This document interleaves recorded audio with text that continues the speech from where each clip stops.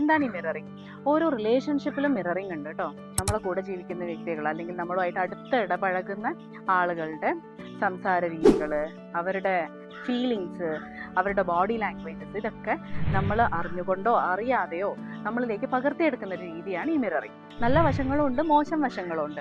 നല്ല വശങ്ങളെന്ന് പറഞ്ഞു കഴിഞ്ഞാൽ നമ്മളുമായിട്ട് ഇടപഴകുന്ന ആളുകളെ, നമ്മളുടെ പാർട്ട്ണറുടെയോ നമ്മുടെ കൂടെ ജീവിക്കുന്ന ആളുകളുടെ ഇടയിൽ ഒരു നല്ല റാപ്പോ ഉണ്ടാകും. അവരെ നമുക്ക് നന്നായിട്ട് മനസ്സിലാക്കാൻ പറ്റുന്നു, അവരുടെ ഇമോഷൻസ് നമുക്ക് ഉൾക്കൊള്ളാൻ പറ്റുന്നു, വളരെ എംപത്തറ്റിക് ആവുന്നു എന്നൊക്കെ ഉള്ളതാണ്.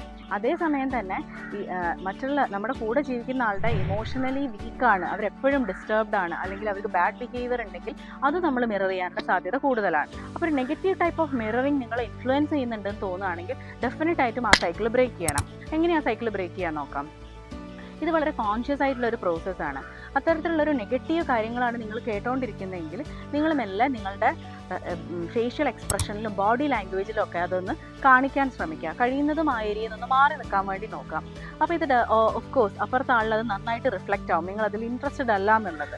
അപ്പോൾ അവർ മെല്ലെ ആ ടോക്ക് ഒന്ന് കുറയ്ക്കാൻ തുടങ്ങും. ചില സാഹചര്യങ്ങളൊന്നും നമുക്ക് ഒഴിവാക്കാൻ പറ്റിയെന്ന് വരില്ല, നമ്മൾ കേട്ടിരിക്കാൻ തന്നെ ബാധ്യസ്ഥരായിരിക്കും. അത് കഴിഞ്ഞാൽ ഉടനെ തന്നെ കുറച്ചുകൂടെ പോസിറ്റീവ് ആയിട്ടുള്ള കൺസ്ട്രക്റ്റീവ് ആയിട്ടുള്ള എന്തെങ്കിലും ആക്ടിവിറ്റീസിലേക്കോ ചിന്തകളിലേക്കോ നിങ്ങളെ ഡൈവേർട്ട് ചെയ്യാം.